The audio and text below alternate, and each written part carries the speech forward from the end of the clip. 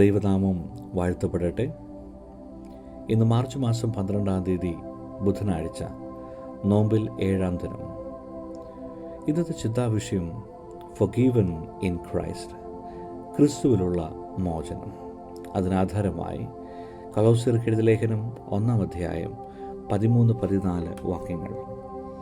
He has delivered us from the domain of darkness and transferred us to the kingdom of His beloved Son, in whom we have redemption, the forgiveness of sins.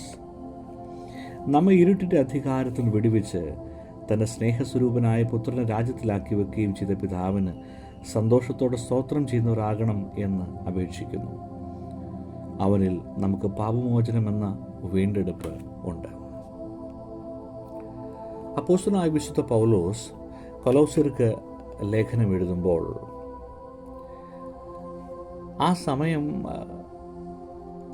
Roman കാരാഗൃഹത്തിൽ ഇരുന്നുകൊണ്ടാണ് ഈ ലേഖനം എഴുതി തൻ്റെ പ്രിയ വിശ്വാസികൾക്ക് അയക്കുന്നത്. ജാതികളായ അല്ലെങ്കിൽ വിജാതീയമായ വിശ്വാസങ്ങളിൽ നിന്നും ക്രിസ്തു വിശ്വാസത്തിലേക്ക് മടങ്ങി വന്ന ഒരു കൂട്ടം ആളുകൾ ഈ സഭയിൽ ഉണ്ടായിരുന്നു. പൗലോസ് അവരുടെ ആത്മീയ വർധനയ്ക്കായി പ്രാർത്ഥിക്കുകയും അവരുടെ വളർച്ചയ്ക്കായി ആവശ്യമായ ഉപദേശങ്ങൾ നൽകുകയും ചെയ്ത് അവരെ സ്വരുക്കൂട്ടിയ ചേർത്ത് പിടിച്ച ഒരു സഭയായിരുന്നു. പക്ഷേ ചില പ്രശ്നങ്ങൾ ആ സഭയ്ക്ക് പിന്നീടുണ്ടായി. കാരണം തെറ്റായ ഉപദേശങ്ങൾ, ഹെറസീസ്, വളരെ ശക്തമായി ആ കാലഘട്ടത്തിൽ വളർന്നു വന്നിരുന്നു. അതിലേറ്റവും ശ്രദ്ധേയമായൊരു വാദമാണ് നൗസിസിസം എന്നത്. നൗസിസ് എന്ന വാക്കിൻ്റെ അർത്ഥം ജ്ഞാനമെന്നാണ്. ജ്ഞാനവാദമാണ് അവർ പറയുന്നത്. അതായത് ഒരുവൻ്റെ പരമമായ രക്ഷയ്ക്ക് ആധാരമായിരിക്കുന്ന ജ്ഞാനം മാത്രമാണ് എന്ന് പറയുക. അവരുടെ ശരീരം, മനുഷ്യൻ്റെ ശരീരം ദൂഷിതമാണ്, ആത്മാവാണ് പരിശുദ്ധം എന്നൊക്കെയുള്ള വ്യത്യസ്തമായ ചിന്താധാരകൾ ആ കാലഘട്ടത്തിൽ അവർ ശക്തമായി പ്രചരിപ്പിച്ചിരുന്നു. ഇത്തരം വാദങ്ങളെ കേൾക്കാനും ആ വാദമുഖങ്ങൾക്ക് പിന്നാലെ പോകാനും ഒരുപാട് ആളുകൾ ആ കാലഘട്ടത്തിലുണ്ടായിരുന്നു. പൗലോസ് സ്ഥാപിച്ച സഭയിലെ അംഗങ്ങൾ പോലും ഇത്തരം തെറ്റായ പഠിപ്പിക്കലുകൾക്ക് പിന്നാലെ വ്യാപകമായി സഞ്ചരിച്ചിരുന്നു. അതുകൊണ്ട് തന്നെ സഭയുടെ മുമ്പോട്ടുള്ള തുടർച്ച അത് സാധ്യമാകാത്ത ഒരു സാഹചര്യം അവിടെ രൂപപ്പെട്ടിരുന്നു.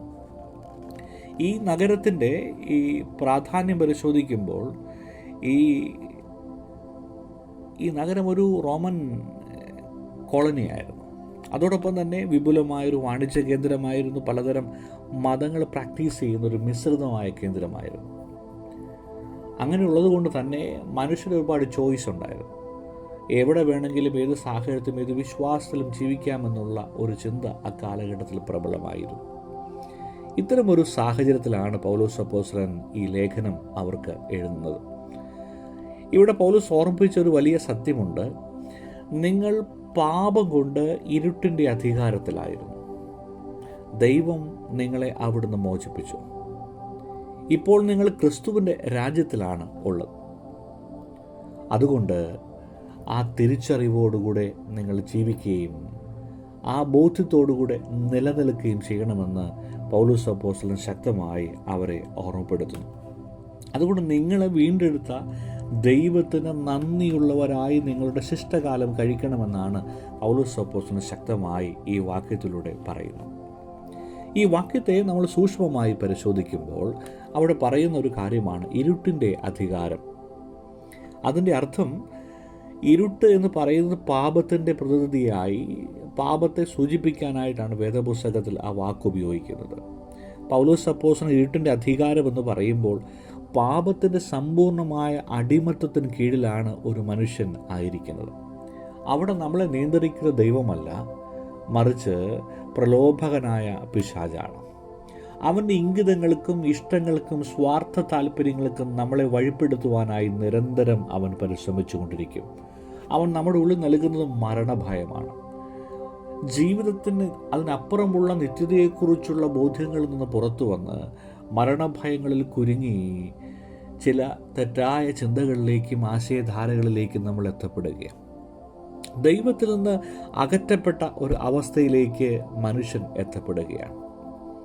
എന്നാൽ പൗലോസ് അപ്പോസ്തലൻ പറയുന്നു, ദൈവം നിങ്ങളെ പാപരാജ്യത്തിൽ നിന്ന് പിടിച്ചു ക്രിസ്തുവിൻ്റെ രാജ്യത്തിലേക്ക് മാറ്റിയിരിക്കുന്നു. ഒരു ട്രാൻസ്ഫറിനെ കുറിച്ച് വളരെ കൃത്യമായി പറയുക. ഈ മാറ്റം ഒരു സ്ഥിരമായ മാറ്റമാണ്, ഒരു ടെമ്പററി ട്രാൻസ്ഫർ അല്ല, ഒരു പൂർണ്ണമായ മാറ്റമാണ് നിങ്ങൾക്ക് നൽകിയിരിക്കുന്നത്. അതുകൊണ്ട് പാപത്തിൻ്റെ ചുമലിൽ നിന്ന് പൂർണ്ണമായ ഒരു മോചനം നിങ്ങൾ നേടിയവരാണ് എന്ന് നിങ്ങൾ തിരിച്ചറിയണം. ദൈവം നമ്മളെ ഒരു പുതുമയിലേക്കാണ് അവൻ വിളിച്ചിരിക്കുന്നത്. അവൻ്റെ പുത്രൻ മുഖാന്തരം നമ്മൾക്ക് പാപമോചനവും വീണ്ടെടുപ്പും നൽകിയിരിക്കുന്നു. എബ്രായർക്കെഴുതിയ ലേഖനം 8-ാം അധ്യായത്തിൻ്റെ 12-ാമത്തെ വാക്യം ഇങ്ങനെ ഓർമ്മപ്പെടുത്തുന്നുണ്ട്: ദൈവം നമ്മളുടെ പഴയ പാപങ്ങളെ ഒന്നും ഓർക്കുന്നില്ല. നമ്മൾ എത്ര മലിനമായ അവസ്ഥയിലായിരുന്നാലും, എത്ര തകർച്ചയുടെ വക്കിലായിരുന്നാലും, നമ്മളെ മനസ്സോടെ ചേർക്കുവാൻ താല്പര്യമുള്ള ഒരു ദൈവത്തെക്കുറിച്ച് അവിടെ പറയുകയാണ്. മറ്റൊരു വാക്ക് പറയുന്നത് വീണ്ടെടുപ്പിനെ കുറിച്ചാണ്. അതിൻ്റെ അർത്ഥം വില കൊടുത്താണ് അവൻ മോചിപ്പിക്കുന്നത്. എന്താണ് വില കൊടുക്കുന്നത്? തൻ്റെ സ്വന്തം പുത്രനെ ഈ ഭൂമിയിലേക്ക് നൽകി. ആ വിലയാണ്, ആ രക്തമാണ് വിലയായി നൽകുന്നത്. ക്രിസ്തുവിൻ്റെ രക്തം കൊണ്ട് മാത്രം ലഭിക്കുന്ന ഒരു മോചനത്തെക്കുറിച്ചുള്ള ശക്തമായ ചിന്ത അവിടെ ധ്വനിപ്പിക്കുന്നുണ്ട്. മനുഷ്യൻ തൻ്റെ പ്രവൃത്തികൾ കൊണ്ട്, ദൈവകൃപ കൊണ്ടാണ്, ദൈവത്തിൻ്റെ കരുണ കൊണ്ടാണ് മോചിതനായതുമെന്ന് പൗലോസ് അപ്പോസ്തലൻ ശക്തമായി നമ്മോട് പങ്കുവയ്ക്കുന്നുണ്ട്. പ്രിയപ്പെട്ടവരെ, നമ്മുടെ ജീവിതത്തെ ഒന്ന് സൂക്ഷ്മമായി പരിശോധിച്ചാൽ നമ്മളൊക്കെയും പാപത്തിൻ്റെ അടിമകളായിരുന്നു. പൗലോസ് പറയുകയാണ്, ഒരിക്കൽ നിങ്ങൾ പിശാചിൻ്റെ, പ്രലോഭകൻ്റെ അധികാരത്തിന് കീഴിലായിരുന്നു കൊണ്ട് നിങ്ങൾക്ക് മോചനം ആവശ്യമുണ്ടായിരുന്നത്. ഇന്ന് വിശ്വാസികളായ ആളുകൾ പഴയ ജീവിതത്തിലേക്ക് പോകാൻ പരിശ്രമിച്ചുകൊണ്ടിരിക്കുക. ഈ കൊലോസ്യ സഭയ്ക്ക് സംഭവിച്ച അപജയം പോലെ നമ്മളും നമ്മുടെ ഈ ലോകത്തിൻ്റെ മറ്റ് സാധ്യതകളിലേക്ക് നമ്മുടെ മനസ്സും ശരീരവും അർപ്പിച്ച് ദൈവത്തെ മറന്ന് സഞ്ചരിച്ചു കൊണ്ടിരിക്കുക. ഓർക്കുക പ്രിയപ്പെട്ട, ദൈവം നിങ്ങളെ മാറ്റിയിട്ടുണ്ട്. ഇരുട്ടിൽ നിന്ന് വെളിച്ചത്തിലേക്ക് അവൻ കൈപിടിച്ചും മാറ്റിയിട്ടുണ്ട്. അത് ലഭിച്ചിട്ടും എന്തുകൊണ്ടാണ് വീണ്ടും നമുക്ക് പഴയ വഴിയിൽ പോകാനായിട്ട് തോന്നുന്നത്? നമ്മുടെ എല്ലാ പാപവും അവൻ ക്ഷമിച്ചിട്ടുണ്ട്. അവൻ്റെ രക്തം കൊണ്ട് നമ്മളെ വീണ്ടെടുത്തിട്ടുണ്ട്. നമ്മുടെ പഴയ ജീവിതത്തിന് ഓർക്കേണ്ടതില്ല. ദൈവം ഒരു പുതിയ തുടക്കം നൽകിയിരിക്കുന്നു. ഈ 40 രാത്രങ്ങൾ അത്തരമൊരു യാത്രയ്ക്കായി ഒരുങ്ങുവാൻ നമ്മളെ പരുവപ്പെടുത്തുന്ന നിമിഷങ്ങളിലേക്കാണ് നമ്മൾ എത്തപ്പെടുന്നത്. അതുകൊണ്ട് നാം ഇനി പാപത്തിൽ അത് ആ ഒരു അവസ്ഥയിൽ മരിച്ചവരും ക്രിസ്തുവിൽ ജീവിക്കുന്നവരുമാണ്. അതായത് അവനോടുകൂടെ മരിച്ച് ഉയർക്കപ്പെട്ട നിമിഷത്തിലേക്ക് എത്തപ്പെട്ടവരാണ്. ദൈവം നമ്മോട് പുറത്ത് നമ്മുടെ സകല പാപങ്ങളിൽ നിന്നും വിമോചനം നൽകിയിട്ടുണ്ട്. ആ വിമോചനത്തെ സ്വീകരിക്കുവാൻ നമ്മൾ ഒരുക്കമാണോ എന്നാണ് ദൈവവചനം നമ്മോട് ചോദിക്കുന്നത്. ചില ചോദ്യങ്ങളുടെ ചോദിക്കുമ്പോഴാണ് ഈ ഒരു വചനം പൂർണ്ണമാകുന്നത്. എന്താണ് ആ ചോദ്യമെന്ന് ചോദിച്ചാൽ,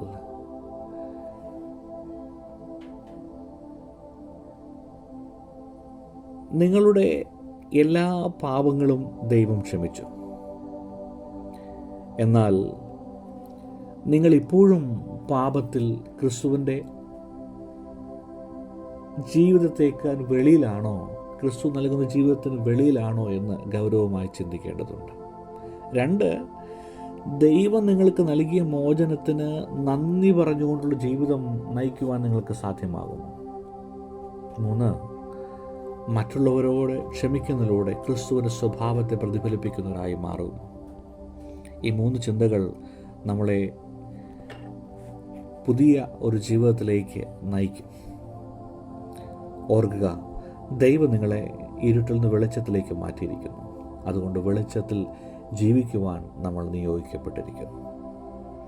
എല്ലാ പാപചിന്തകളെയും വെടിഞ്ഞ് ദൈവത്തിൻ്റെ പ്രിയപ്പെട്ടവരായി അവൻ്റെ വിമോചനത്തിൻ്റെ തുരുത്തിൽ നമുക്ക് നിലകൊള്ളാം. സർവശക്തനായ ദൈവം അതിന് നമ്മളെ സഹായിക്കട്ടെ. കണ്ണുകളെ അടയ്ക്കാം, പ്രാർത്ഥിക്കാം. സ്വർഗീയ പിതാവേ, അവിടുത്തെ വചനം ഞങ്ങളെ ഓർമ്മപ്പെടുത്തിയതുപോലെ ഇരുട്ടിൻ്റെ അധികാരത്തിൽ ഞങ്ങളെ മോചിപ്പിച്ചു തരും.